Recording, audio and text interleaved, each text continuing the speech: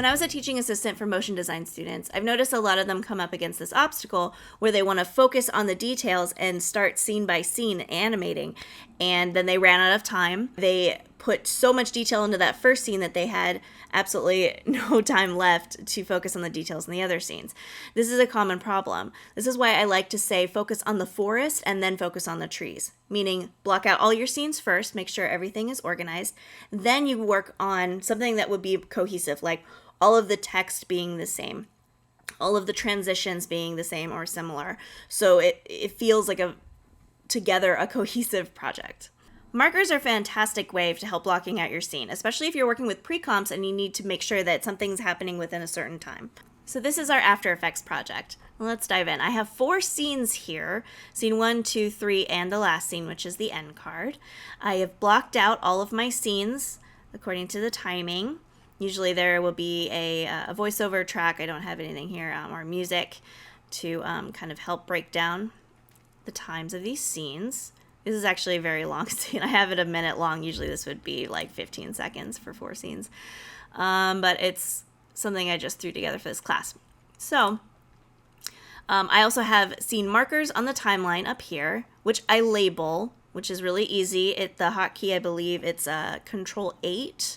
You'd have to check to see, make sure though. You just double click on these markers and you can change these. And I love scene markers. I'll put markers on the layers as well. Sometimes that's really helpful. And you could see I color code each layer type, but I will get into that in a minute. So as you can see with the scene 1, we have a graphic come and spin here and then spin to the corner. It's usually called a bug when a logo will go to one of the corners.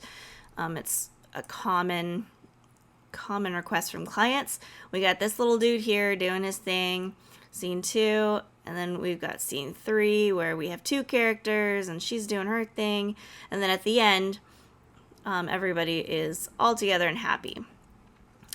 One easy thing that I really like to do is I don't love pre-comping, but it does make sense in this case because we have the character fully together, and especially between scene 2 and scene 3, this guy is still doing his thing. He just moves over, so it's pretty easy to see his position keep framing as he slides over. And then at the end, he completely changes his position. And how I was able to do the timing of this is that if you go into character 1, I have a change pose marker here. So he goes from here to here pretty quickly. So I can use the same pre-comp for one character, which is great. I love saving space. And another reason why I have the scenes blocked out is I don't want to overstress or overtax After Effects. You know, After Effects will get laggy and upset if you have stuff underneath here that is not needed, it's not even seen. So trimming your comps is really great. Just make sure that when you are doing this, that you are zooming way in to make sure nothing is overlapping. Some of these are overlapping a little bit. And the reason why I think is because, let's see, yeah, it's because I have an opacity. That's okay. Also, learn your hotkeys. I'm not going to go over hotkeys. There are plenty of resources online to learn your After Effects hotkeys. It's also going to be different between PC and Mac. So I use a Mac, and I am unfamiliar with the PC hotkeys. And I don't use hotkeys often enough, and I really should because I think that would save me even more time. Although U is the best one to toggle down to see what keyframes are on each layer. It's definitely my favorite hotkey.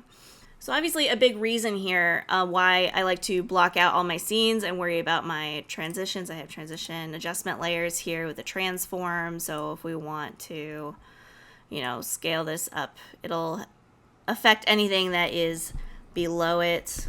Go back here, which is great. And it'll affect everything that's below. So if you want the bug in the corner to stay where it's at, you put that above the adjustment layer. But worrying about cohesive transitions, these are all sort of temp because I don't have any keyframes, do I? No, I don't have any keyframes on here. So I usually will copy and paste the keyframes from transition to transition.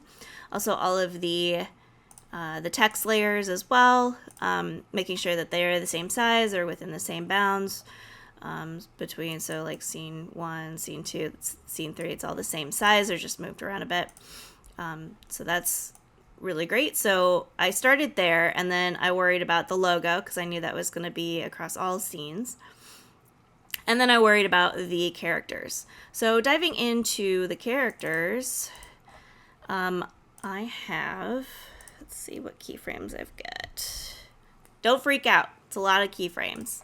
Most of it is copy and pasting. I will put 3 to 5 keyframes on something, copy and paste it across here, and then sometimes I will offset it. In this case, I don't have it offset just because he kind of needed to work together, like with his knees and stuff. But you can easily, like his right arm, these keyframes could shift, so it's a little different, but you don't have to do that.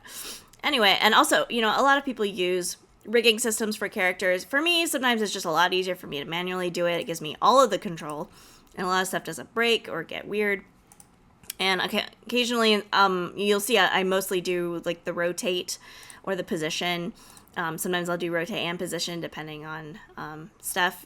A few places here I could probably do that would be like position where this knee is a little bit more underneath that, or the leg is underneath the knee a little bit more.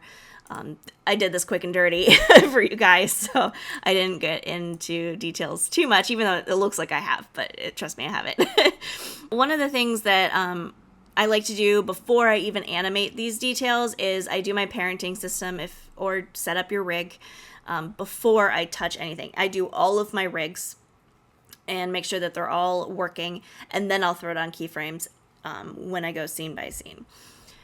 It's up to you if you want to do the more complex scenes first versus the easy stuff. It really, for me, it depends on the day I'm having. If I just need to knock out a bunch of stuff and see, my green check marks on my to-do list, sometimes I'll knock out a few easy scenes to make sure that those are all cohesive, and then I'll get into the details. But some of the details you want to kind of keep towards the end, because you never know if there's going to be a wrench that's thrown in your project. And in this case, you want to make sure that you have plenty of time at the end to add in some details. Although one detail that I suggest you do first before you make your character move is make your character blink. If I see a character that's not blinking, I freak out. That is the biggest thing that drives me nuts when I am reviewing character animation. So definitely make them blink. And for me, it's just really easy. Let's zoom in here.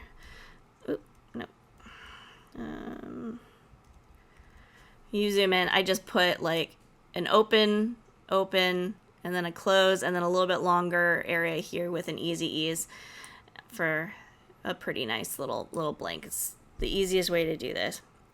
Make sure too that the eyes are on the same layer. These are obviously rotated a bit. Well, it's because it's being parented. That's why it's not rotated. You want to make sure that they are straight. When you get assets that are on a rotation or like, the eyes are like, the head is tilted, I straighten out the head before I rig it. And then that way it's a lot easier for the blink. So that way an eye is not blinking more than the other. I have had that happen. It's really creepy. So yes, that would be my suggestions there. And I do like separating out my two characters. Like she goes from here with the same marker. Also, basically, when you go out of your pre-comp, it's going to give you that same timing. So say you move your time here and then you double click, even though you could just click here. I usually just double click just to make sure. And then if you want to put a marker right where you need to, that's how you do it. So like right at the end card, I have that change pose right when it starts. You could do it even a little earlier and separate them a little bit on the timeline, up to you. But that's how I set that up. So highly recommend you blocking out your scenes first and then going in and doing the details later. When you're dealing with really complex projects, you want to make sure that you leave time at the end in case of any wrenches being thrown in your schedule. Sometimes that happens. Sometimes you spend so much time rigging a character that you have no time left to animate it, and that's really scary. So making sure that you're building some time in your schedule to have that wiggle room is fantastic. And if you go through a project and it's just you're jumping over every single obstacle, nothing's, slowing you down, and you have that little added extra time, that's when you want to go in and start doing some background animation or other added details, really fine-tuning your easy easing, stuff like that. Your client is going to appreciate it. You're going to appreciate it because it's going to look really, really good, and you're going to get high marks for that. So it may seem that you're doing a lot of work at the beginning to set up your project, but trust me, it's going to make animating it way easier to have everything already set up. And it's my least favorite part is the setup, and it's probably yours because you just want to animate. You just want to get your fingers in and throw down keyframes. But organizing this is going to be so much easier, especially if you get a round of notes. You'll be able to easily navigate between the different scenes, and because everything is blocked out and chunked on your timeline, you'll be able to easily move around and make those changes.